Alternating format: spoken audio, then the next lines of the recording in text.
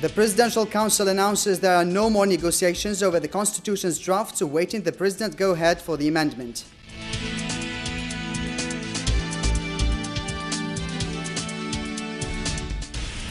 A final draft to reshape the high expenditure of the country as an alternative to the huge losses caused by the collapse of oil prices.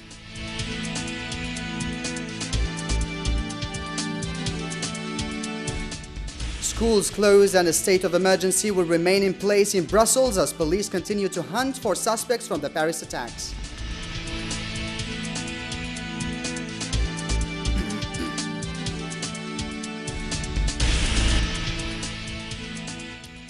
Good evening, ladies and gentlemen, and welcome to this news bulletin brought to you live from Zain News Studios. I'm Oussama Senouci.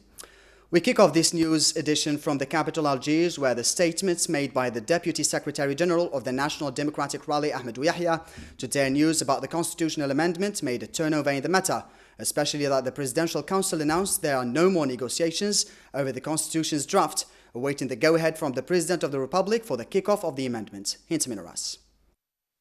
Secretary General of the National Rally for Democracy, Ahmed Yahya, during his last media appearance to Zain News channel, didn't reveal an exact date for the upcoming constitutional amendment or the procedures it will go through, though in return he stressed that the consensual constitution is about to see the light, adding that all what's left is the President of the Republic's kicking signal.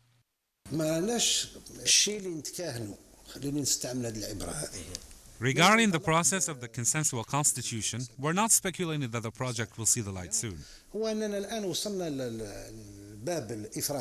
Yahya, who was keen on stressing during their news interview that he's talking mainly as a party member, also revealing that no additional consultations concerning the constitutional draft are in order. رئيس الجمهورية منذ خطابه الأول في تلمسان. Since his first speech in the province of Tlemcen, the President of the Republic reached out for everybody concerning the consensus for a first, second and third consultation. وثم الاستشارة وبعد الاستشارة. نسمع بعض الأصوات يقول لا لازم توقع فيها استشارة أخرى. Some would stress on that fact. Algeria will accept no blackmail. الجزائر لا تؤخذ رهينة. Ahmed Yahya's tone concerning the delay and the way the constitution will be revised has suggested for many followers of the public scene in Algeria that the upcoming amendments will most likely go through the parliament with its two chambers, considering the popular referendum takes longer procedures, which contradicts with the much closer date of the consensual constitution. The experts of the National Economic and Social Council, CNES, and following their encounter with the Prime Minister, Mr. Abdelmalek Sallal, have at last come up with a final draft to reshape the high expenditure of the country as an alternative to the huge losses caused by the collapse of oil prices in the world market. The draft suggests a cutting on many subsidies in addition to the symbolic lowering on several high government officials' wages. More details with Karim Fazakri.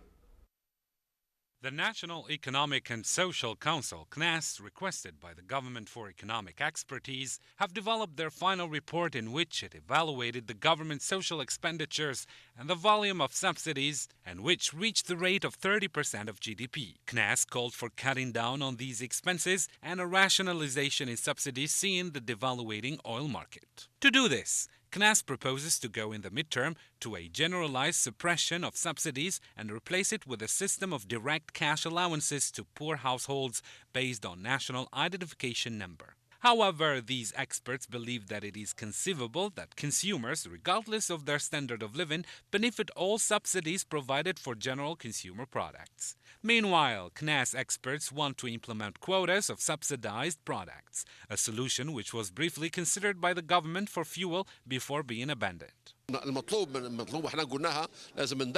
What is needed, and we have already said that, we need to support people and not products.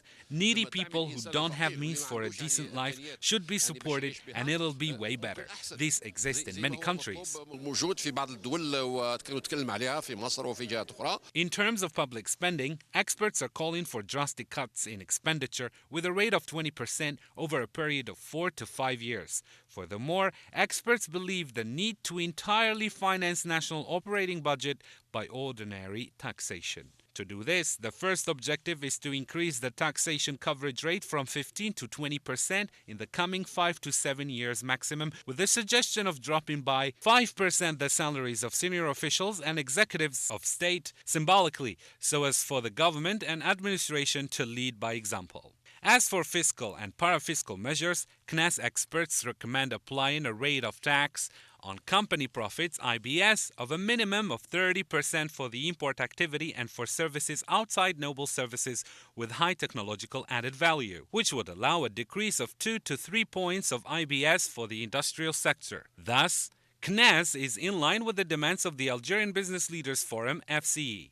Concerning the payment of road tax, experts recommend a 50% increase of the price for gasoline-powered vehicles, an increase of 100% for diesel vehicles, and double or even triple the amount for luxury vehicles exceeding 10 horsepower. To reduce significantly the rise in energy consumption, experts are concerned particularly with vehicles and air conditioners, which they should be taxed according to their energy efficiency. The document, developed by CNAS experts after the meeting with the Prime Minister on the 20th of September, contains 50 fiscal proposals, administrative and regulatory in particular. The socio-economic body called on the government to review its document for the revision of the Financial Law Draft PLF 2016.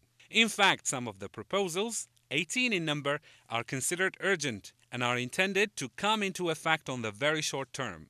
20 others are recommended for the short term, while the last 10 are set for the medium term. Pro-government and opposition parties showed their discontent regarding the new decisions that concern the 2016 financial law. Both sides stressed the fact that the law will affect citizens and that it's not a real solution for the current difficult situation the country is going through. Shakib Lawishi has more. Additional taxes imposed by the 2016 financial law were subject to negotiation at the plenary session of the National People's Congress. Deputies expressed their opposition to the increase of the tax, which penalizes the Algerian consumer, judging that such measures undermine the citizens' purchasing power. The decisions on the 2016 financial law are in total contradiction with the President's decisions, especially if you compare them to those of 2009 and 2010. The law came to touch citizens' pockets.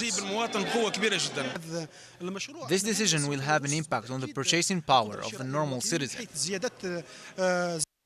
Although opinions do diverge, this new financial law would be a positive contribution to economic recovery, according to the Minister of Finance.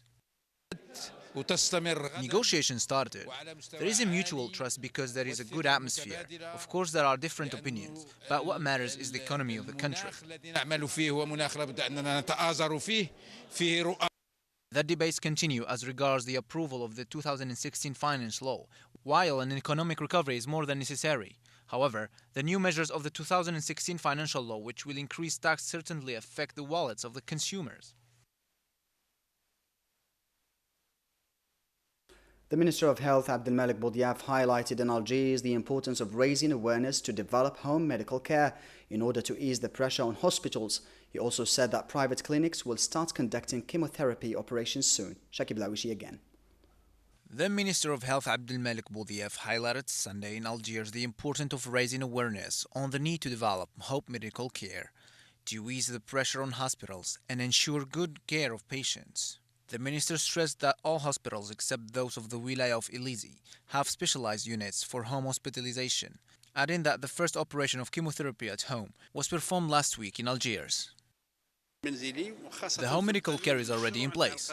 We have taken some decisions in order to make this project possible. The first home chemotherapy was done last week in Algiers successfully, in order to boost the home medical care. The minister said that he was ready to put trust in the private sector, which will be in charge of conducting the medical operations.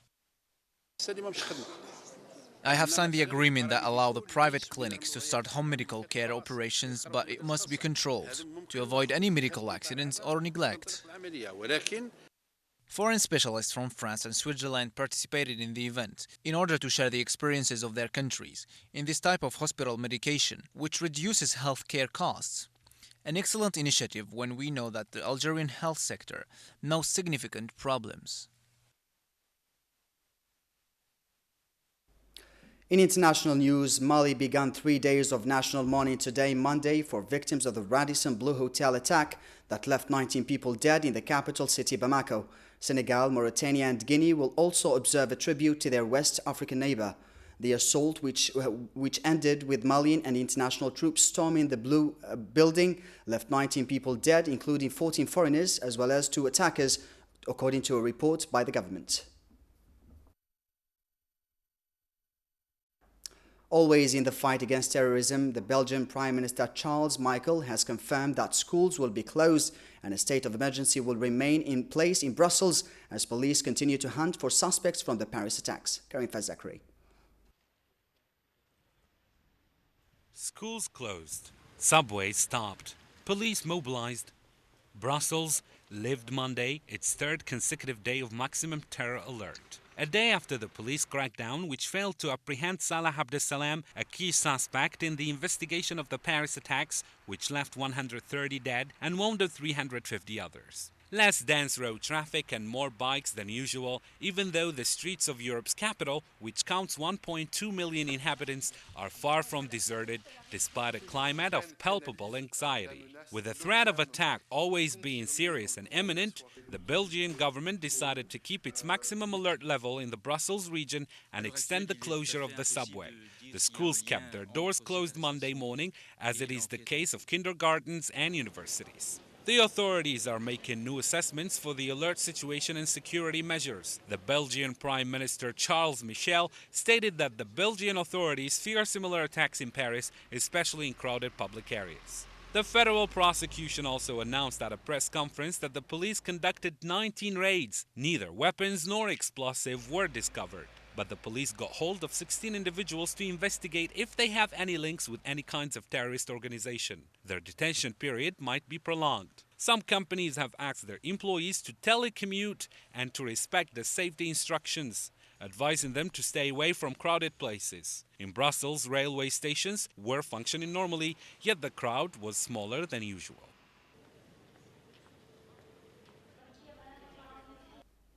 The British Prime Minister David Cameron says he is convinced the United Kingdom should carry out military airstrikes alongside France and other partners in Syria in an effort to defeat the so-called Islamic State terrorist group.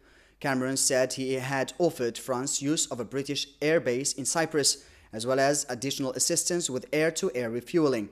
He also said he would step up efforts to share intelligence with France and other European partners. I firmly support the action that President Hollande has taken to strike ISIL in Syria, and it's my firm conviction that Britain should do so too. Today, I've offered President Hollande the use of RAF Aquatiri for French aircraft engaged in counter-ISIL operations and additional assistance with air-to-air refueling.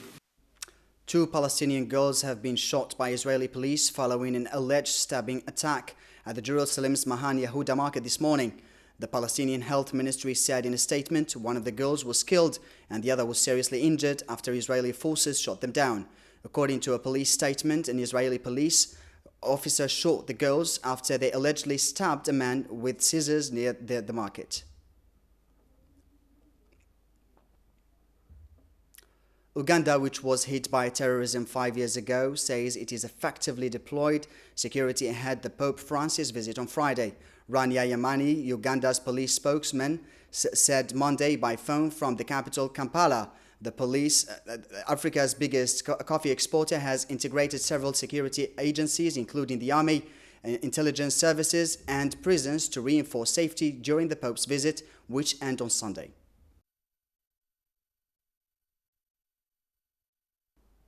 And to wrap it up, Athman Bali Janat, native and Algerian Tergi music legend, was remembered during ZNU's latest visit to the southern region, particularly the valley where he died, though he will forever remain in the memories of Tergi music fans. Hints Miras.